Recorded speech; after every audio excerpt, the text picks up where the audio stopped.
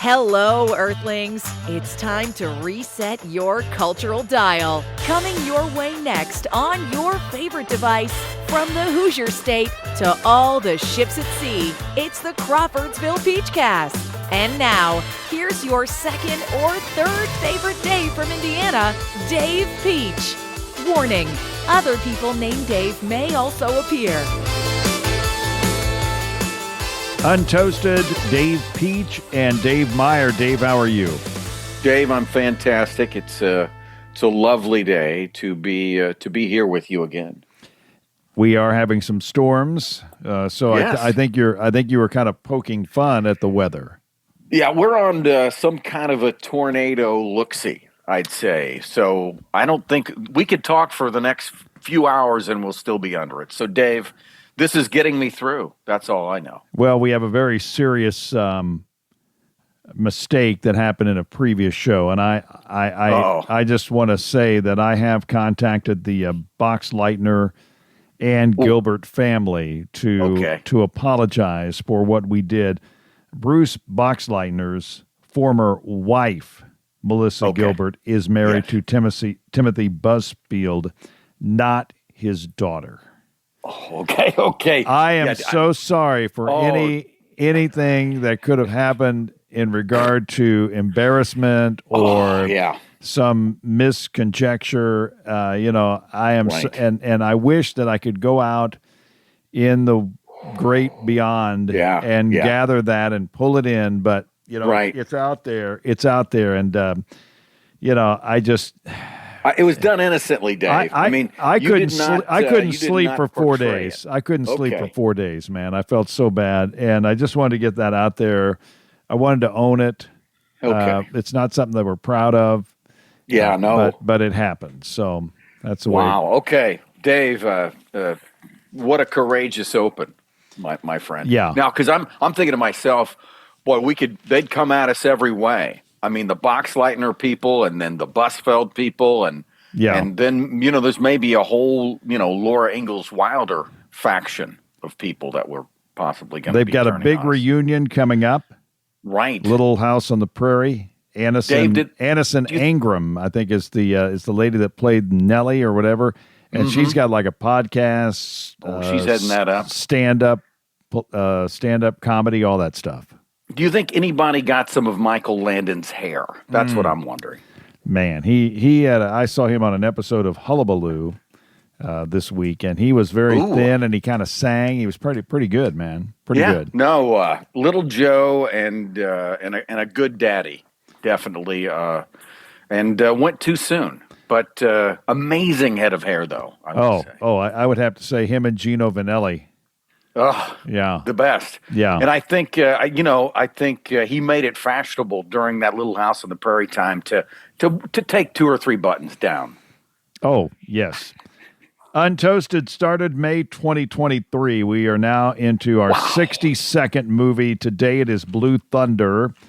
26 months, 62 movies. This is a 1983 movie with Roy Scheider. Did I say it was Blue Thunder?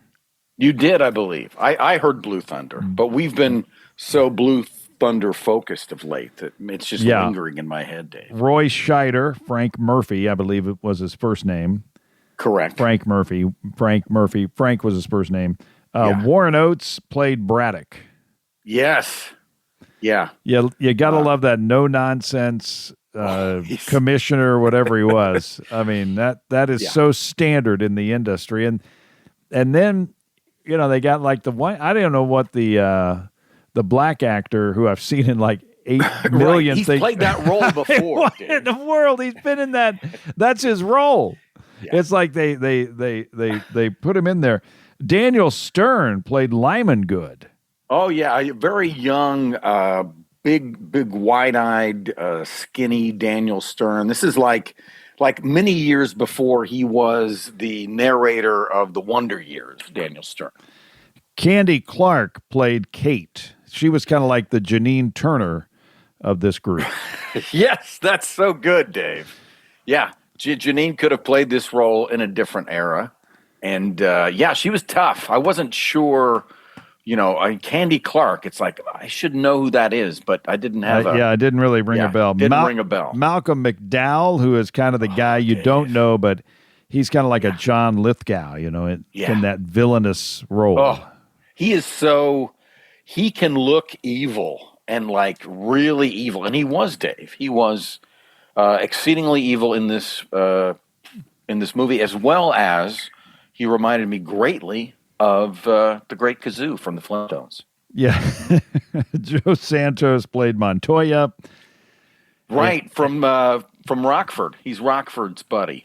Oh, I got it. And Dennis, yeah. And a big salute to Anna Forrest, who really got the movie off to a fantastic start. Yeah, I mean, and Dave, I didn't know. Like, we don't have to get too. No, we don't have to get specific. We don't have to get too specific.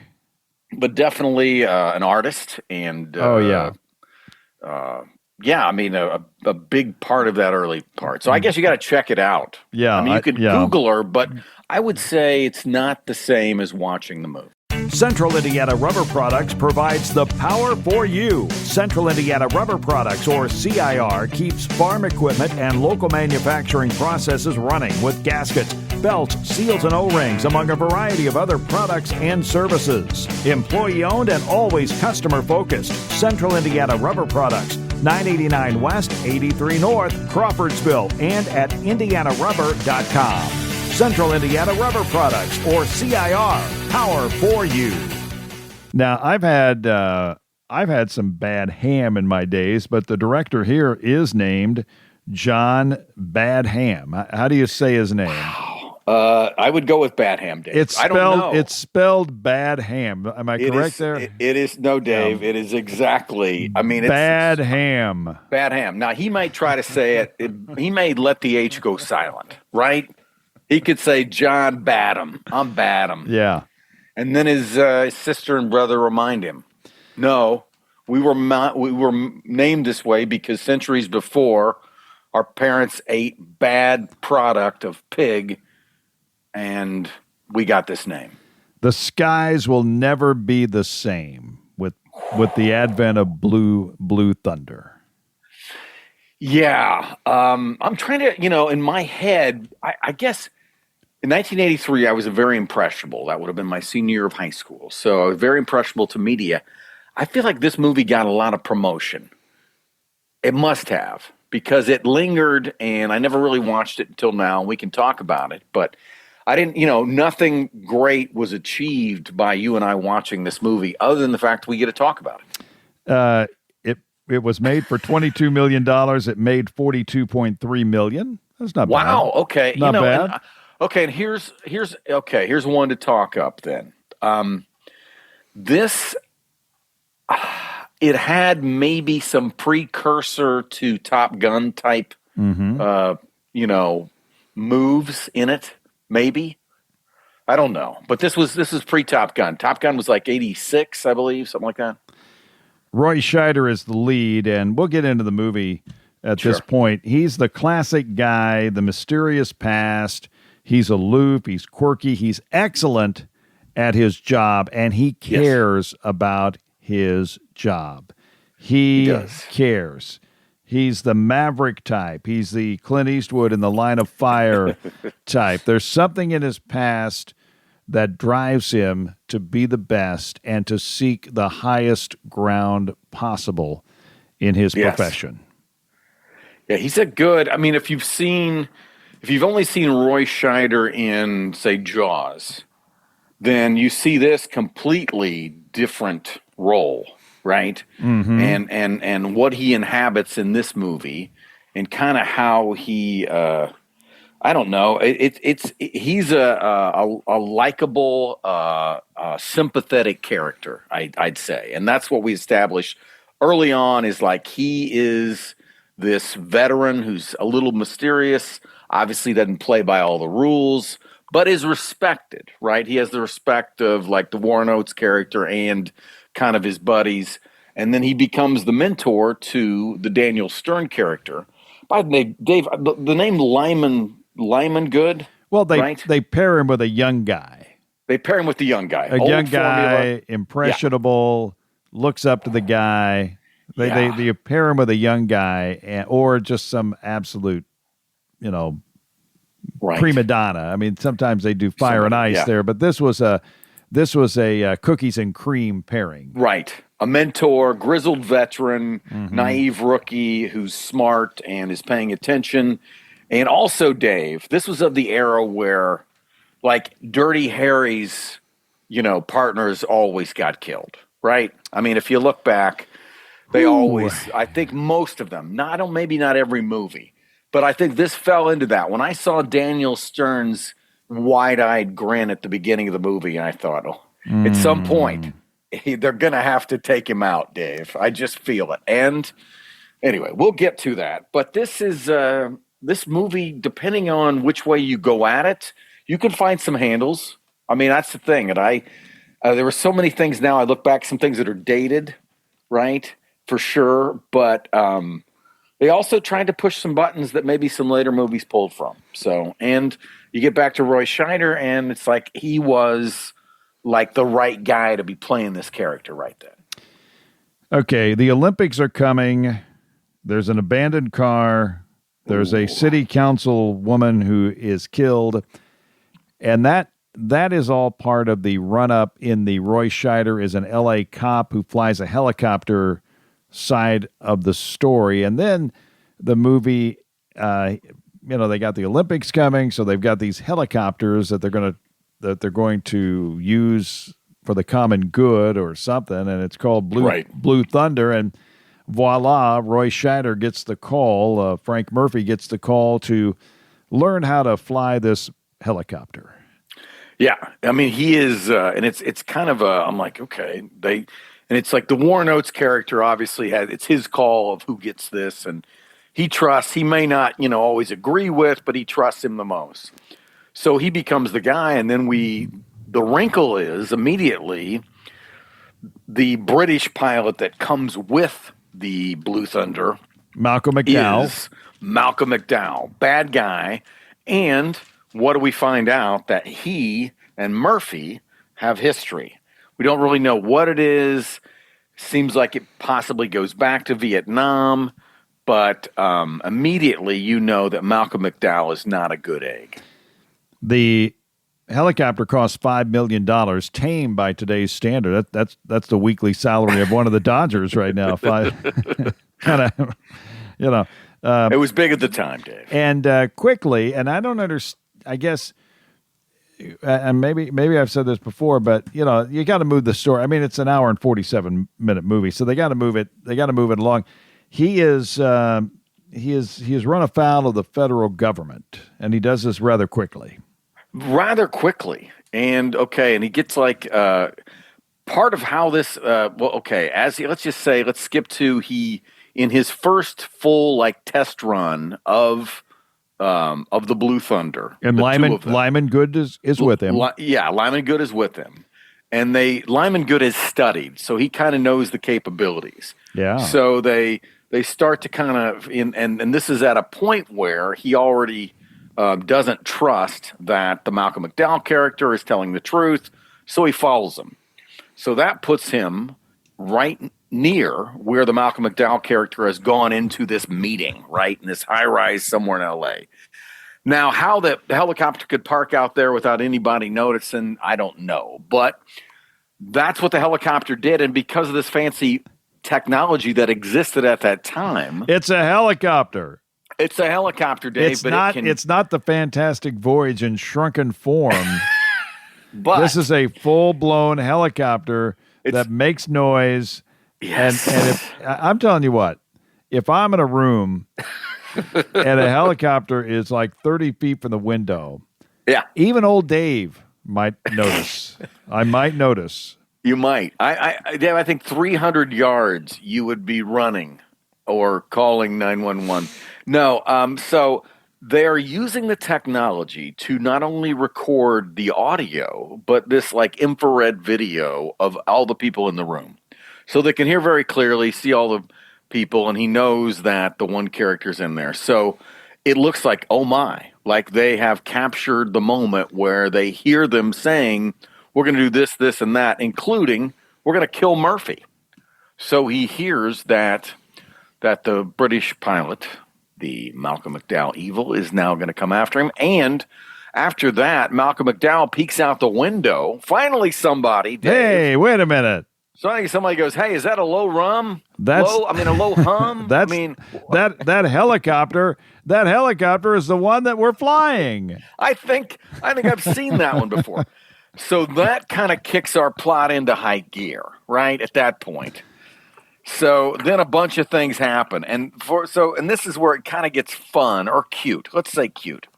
Immediately, the Air Force is brought in, and I believe at a certain point, they say, okay, engage and destroy. So they send the Air Force, and basically he's able to hide, and the Air Force end up shooting up buildings in downtown Los Angeles. And then at one point he takes out one of them, he does take out one of the Air Force F-16s. And he ended up taking – and the second one landed? I can't remember, Dave. Yeah, the one guy ejected. The one guy ejected. Hopefully the plane didn't let – I mean, it was right. I was thinking crazy out there. Yeah. What kind of – there's areas out there, Dave, that are covered by people that shouldn't be. Is there a room that you could negotiate this settlement as opposed to settling it above the skies of Los Angeles? But then you would not have a movie. Now, the program is called Thor, Tactical Helicopter Offensive Response. Yes. And the helicopter plan ties into the councilwoman's death. Right. She basically found out that this is kind of a paramilitary operation that they're trying to basically give the police force and kind of basically circumvent some kind of a process to evaluate whether or not it's a good idea, I guess. So the government is pushing this weapon to be used against the people. Against the people. It's Dave. against the people. It's against the people. They're going to use it against the people, and the councilwoman. In my mind, the councilwoman figures it out, puts herself in peril. They take her out. Yeah, and Frank Murphy is there to be her champion. The tape, as you mentioned, you call it a MacGuffin. It does up the ante quite a bit. And Lyman Good, if you're going to watch the movie, sorry, it's a spoiler alert. Lyman Good, it looks like he's going to get away, but he doesn't get away. Dave, first of all, again, I was like. You don't expect Daniel Skern to have any of those Jason Bourne skills, right? So the fact that he kind of got out, he escaped and then was able, it looks like, but then as he's escaping, Dave, I'm screaming to myself, get on grass, run behind something. Why is he in the street, Dave? Go inside the convenience store. Go somewhere. But no. Go inside the convenience store. What are they going to do? Anywhere. Run down? I mean, hey, there's a guy chasing me. I've got a secret tape. Also, can I have some corn nuts? No, Dave. It didn't happen, and he got taken out. I don't get it. I wrote that down, Dave. They asked Lyman Good to take. Oh no! At first, here was when the bad guys had Lyman Good. I didn't understand this part. Mm-hmm. They're saying, "You're going to tell us. You're going to tell us." After they taped his mouth shut, Dave. That did not seem fair. Yeah, they broke his fingers and all sorts of stuff. Oh, yeah, it's evil. It was bad. And then ultimately, Murphy takes matters into his own hands, and Candy Clark has to search a dumpster, which Lyman Good thought would be a good spot to put the tape because they don't empty the trash till Monday, and nobody's going to go poking around drive-in garbage. At least not often. I wouldn't. I've only done it a handful of times. Yeah, it was rather dramatic, the whole getting the tape. And then there's this whole backstory with the tapes. If they're in the case, they can be erased. Yeah. So it's almost. But we don't have the codes. but we don't have the codes. Yeah, don't have the codes. And they go, erase them all. And then it's like, erase them all. Well, we don't have all the. We can't do it. Okay, I said we can't do it. Okay, if we could do it, we wouldn't have to do all this other stuff that's making us the last 20 minutes of the movie. Okay, if we do it, I mean. I would just look at the guy and go, it's kind of like, why didn't the Joker and the Riddler stick around to see Batman die? Why did they always leave him in the clock or in the little catapult or whatever? With the room. Why, room. With the gas or whatever. Why didn't they observe him dying? Now we have to go. I would stick around and then go. Yeah. I don't see what would be, but anyway, it's kind of one of those questions. It is one of those. And then, like you mentioned, the military fecklessly joins, and Murphy saves the day, and that's it. And we get to see some really cool 1983 graphic computer stuff. Yes, and this spawned, a television program, a video game. Yeah, we can talk about that. I've got some information on that. I do want to salute. Do you have anything other on this movie other than a kind of escapism helicopter flying around movie? Right. I mean, there's certain aspects it has. If you love Top Gun, watch this. It has there's some clear bad guys, and there's some kind of mystery drama, and some, Murphy is a sympathetic character, and he's kind of that cool. There's this whole thing about whether or not you can do an aerial loop with a helicopter, right? And that's kind of this, plays into the part, won't give all away. But so I don't know. I mean, the movie's not great, really. But no, it's interesting. And we like, certain actors and certain things. And so, Daniel Stern, right? Just to see Daniel Stern, it's worth it. It's kind of in the zeitgeist. Yes. Right? It's in the zeitgeist of the 80s, that kind of thing. Now, I do want to salute. We do have some lines here. Good. Here we go. Okay. He checks his sanity with a wristwatch. Braddock. Right. What do you check yours with? A dipstick? I'm gonna clean this up a little. I wouldn't take that for a bull that he's Jack Daniels. Wow. Yeah. If you're now, this is something you could use. If you're walking on eggs, don't hop. Yeah. No. That one was like, okay. You know what? That's not a bad line. Who are you fooling with that phony radio stuff? That went out 3 days after Marconi invented the thing. Oh, man. Expletives deleted there. Yes, indeed. Now, a big salute to newscaster Mario Machado. You remember? Yeah, very, very, very featured. Okay. He is the first American of Chinese heritage to be on air in L.A. as an anchor and reporter, maybe the United States of America. Wow. He also did some soccer announcing on the national level for CBS. And can we say that Mario Machado, who was born in 1935 and died in 2013, can we say, and I'll say this, he is the GOAT of TV anchors in movies and TV. I mean, he is the GOAT. I mean, he is in multiple movies. Yes. He must have been fun to watch on TV, but he's got that authoritative, friendly face. Yeah. But he is the GOAT.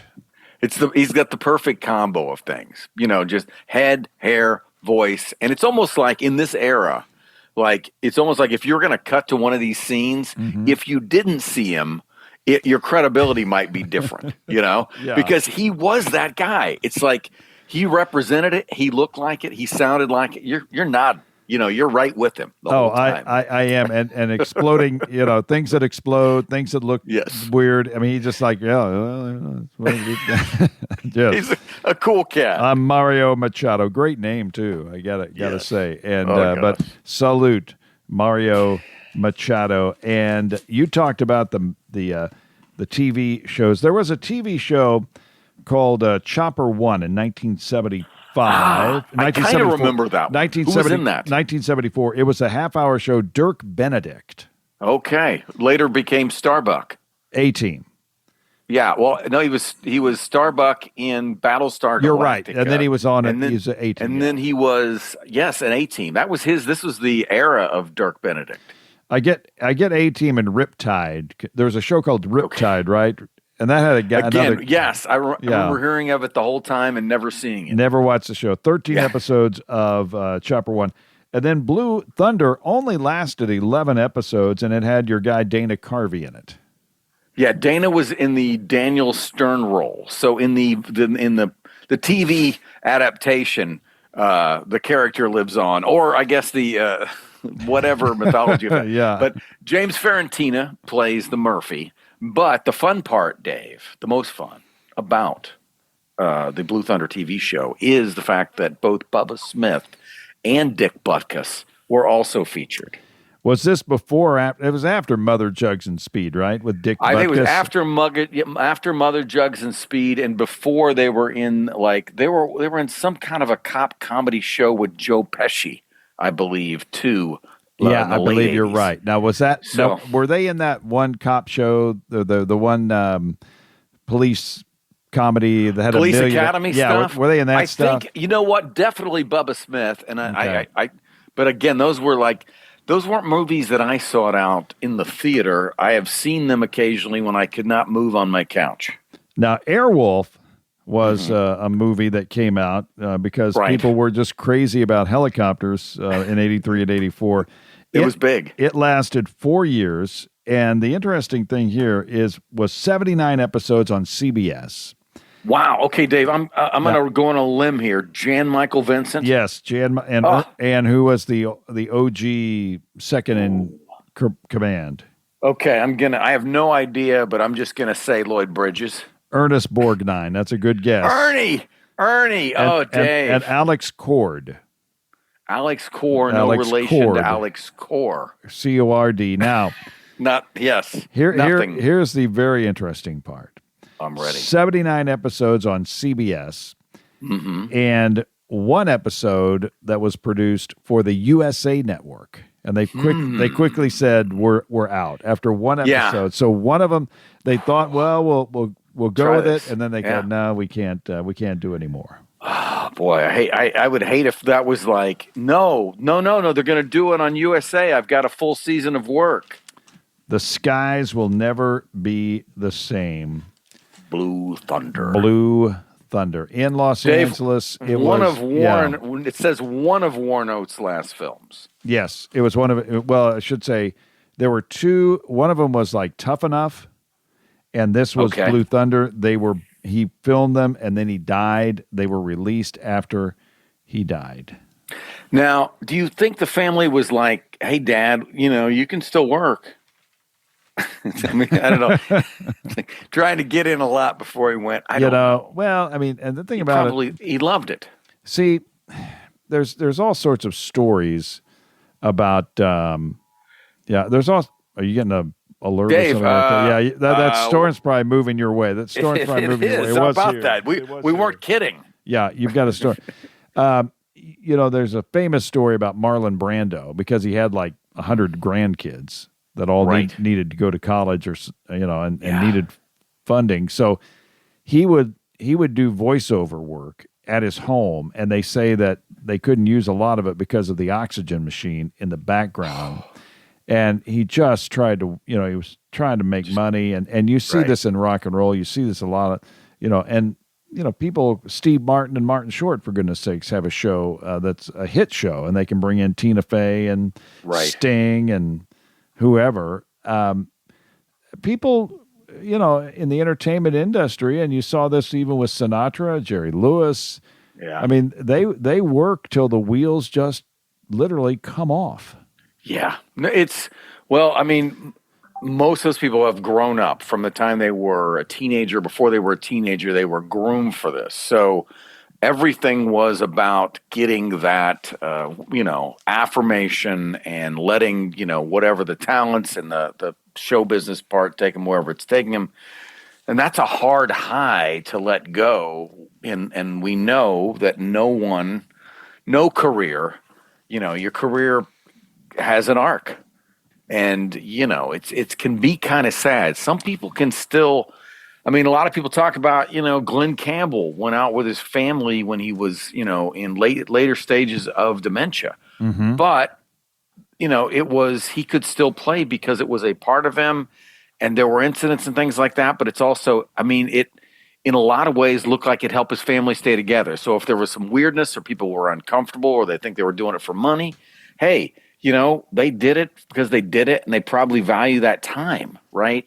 So everybody's got different reasons for keeping that going. I would hope if I would ever get to a place like that with things like that, I would just want to do what Nicholson has done, which is just kind of take a step back. It would be it. I don't know what I'm kind of like the old sportscaster mentality. You just keep going till they literally just usher you out. Yeah, no, that's where I am right now. So I guess when I'm at 80, check in again. And we've got one more. We sometimes do mixed bags. I've got. I got a few mixed bags here, real quick before we sign off. Good. Cherry Blossom Festival, Marshfield, Missouri. Okay. We need to get there. Allison Arngrim was there. She's Nellie on Little House on the Prairie. Little House Nellie. Have you ever been to Laguna Beach, California? I have. Is it nice? It is nice. And in Orange County, I think I've seen a sunset or two there. I did a UC Irvine game, and they showed the beach in Laguna. Okay. Close enough. Look good. And the rule of sports B-roll, right? Yeah. You always show a beach, a river, a big building, a sports venue other than the one that you're at, a statue, a farmer's market, a well-known restaurant. Oh. They never show a Dollar General next to a Get and Go.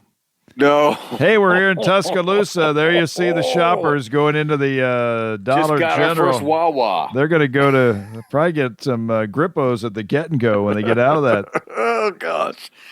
No, Dave, I'm always, and it does paint in a very specific light. Laguna Beach is not, it's not in Irvine. No, that's why I said close it's enough. away. It's away. It's not in Irvine.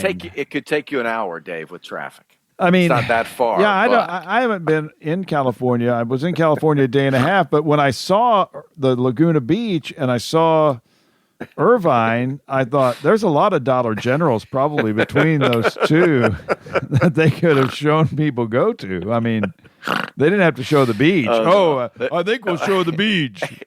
Well, there's plenty of Dollar Generals we could. No, we're going to go with the beach. We're going to go with the beach. We're going to go with the with the beach. Not even one Long John Silver's, Dave. Just cut to the beach.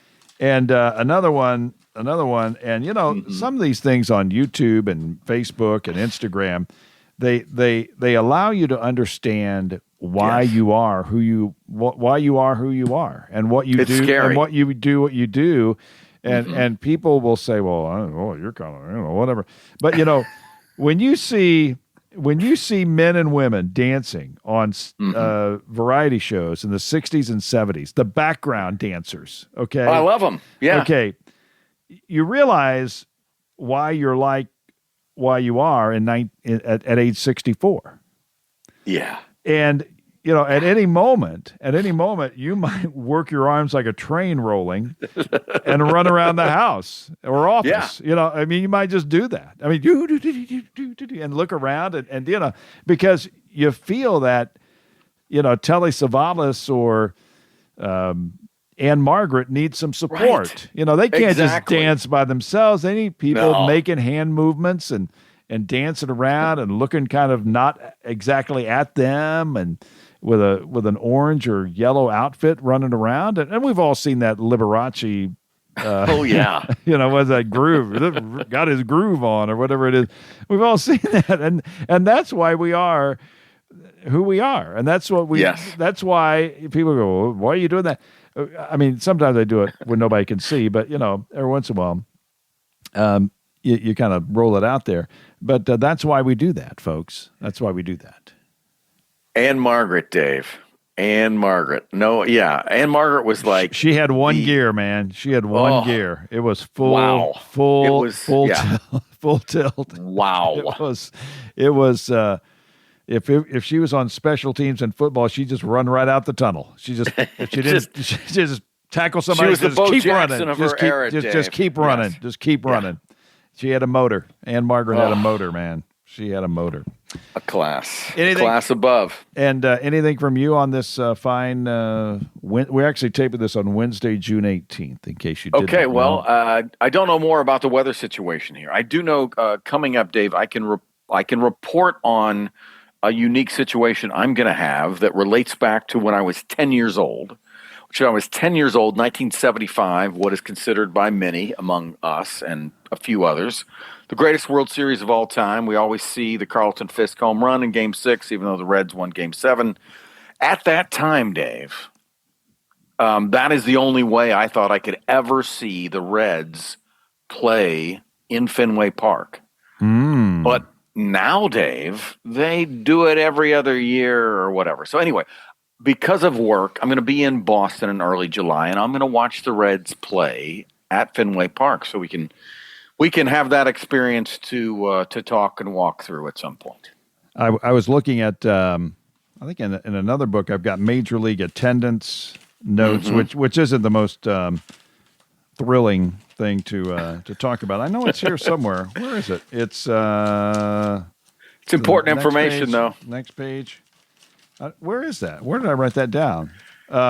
Maybe I did it in the other book. But really, what it shows is that the Miami Marlins and the Oakland Athletics, their attendance figure is below, like the Indianapolis Indians, the Lehigh Valley, and the Columbus Clippers and the Dayton Dragons.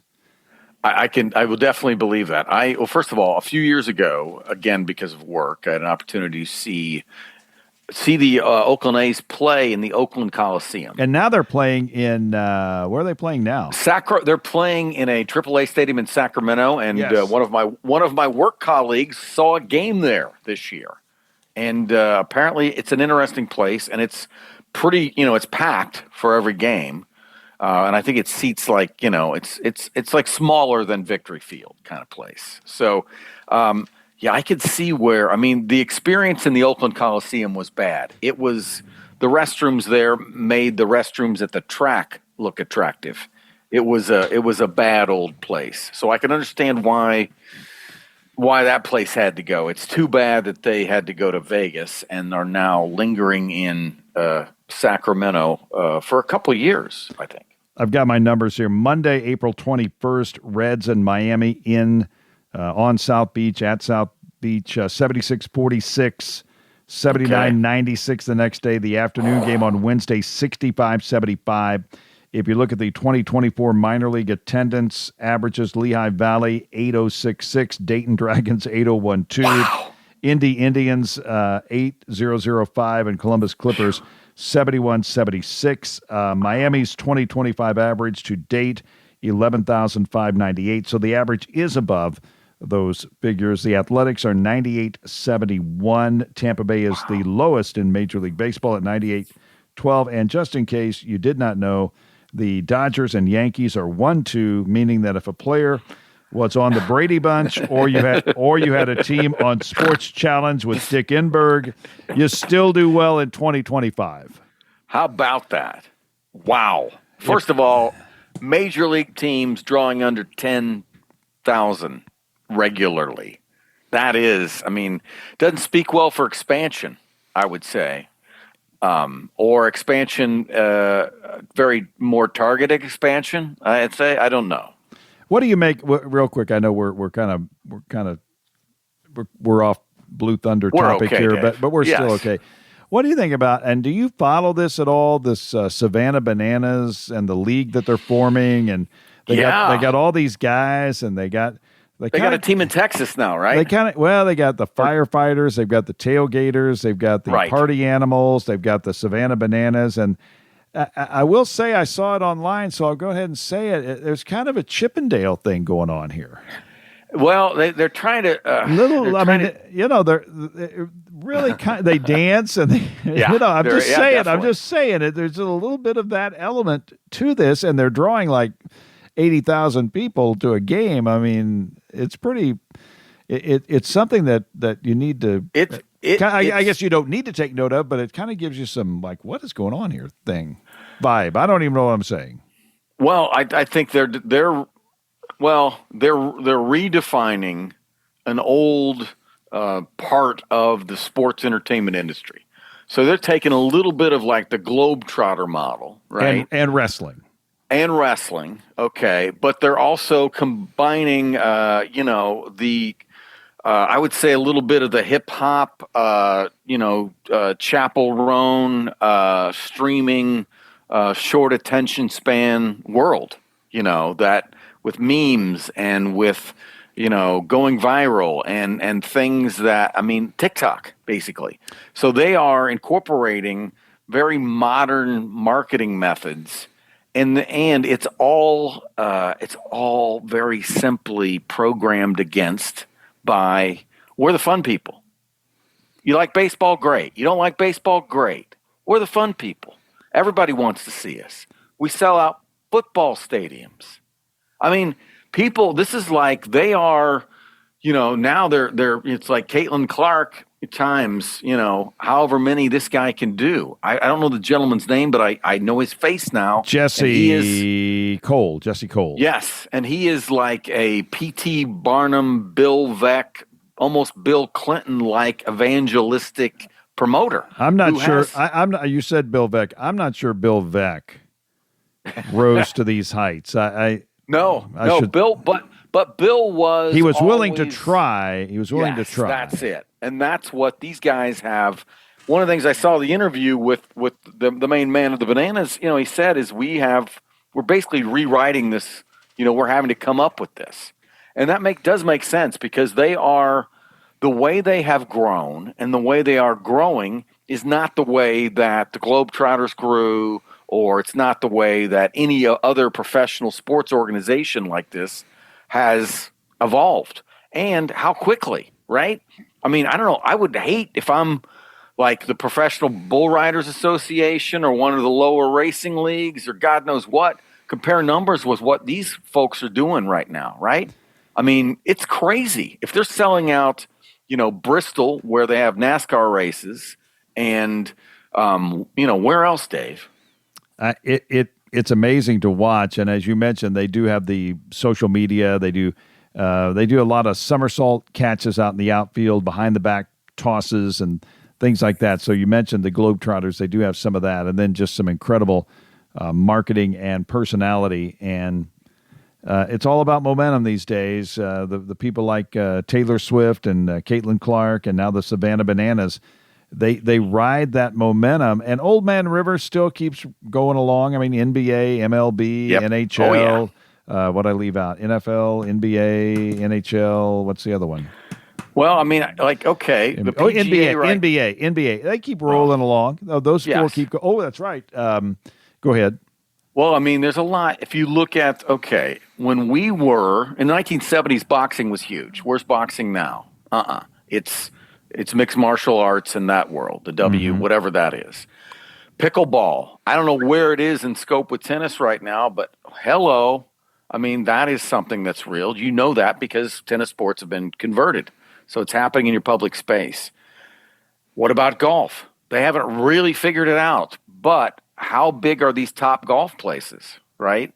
Every time I drive by the one in Fishers, and I know they put another one. There is some talk about those possibly not being as popular as they once were, the top golfs.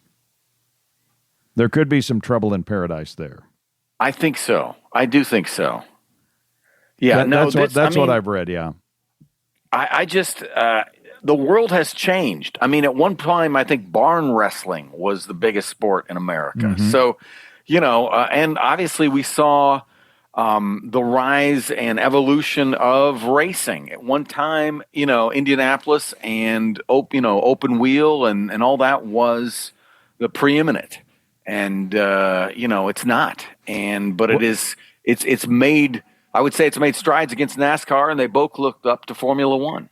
Well, the Indianapolis 500 has tremendous momentum as far as an event that people want to be at. So I think that's kind of where, you might have an entertaining product, but is it somewhere where people want to be? I on YouTube, I looked at the clock there.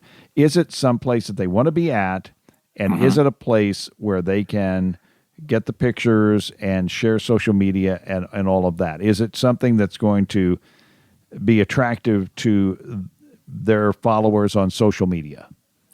I think so. I think there's so much incredible history and there's so much, people that don't know anything about Indianapolis at all, or don't even know that it resides within the state of Indiana, could probably, if you said the word Indianapolis, they would probably say 500. So that has, that kind of brand recognition is fairly unparalleled. So I think as long as, I think IndyCar and the Indianapolis 500 got a great boost with Roger Penske. No, to have a billionaire who loves the sport want to take on the largest, most treasured racetrack is the best thing for the sport. But at some point, Roger's not going to be around, and it's going to be interesting at some point as it evolves, how it evolves, and from a corporate. If there's not a single, things usually evolve to a corporate structure that has a board, and the board has, so things usually get watered down. So how will that look in 40, 50 years? It might be more strategic. It might be more geared to younger people and even smarter in the marketing world. But for racing, who knows? Maybe the Savannah Bananas will be at the Indianapolis Motor Speedway someday. That would be pretty crazy, because then they'd probably be people buying flights to fly over and watch it that way. We will see that. Get in Blue Thunder and take a peek. Take a peek. David, always great. Untoasted. Blue Thunder, movie number 62, and I do know the next movie. Everybody wants to know what the next movie is, including you. Oh, Breaking Away.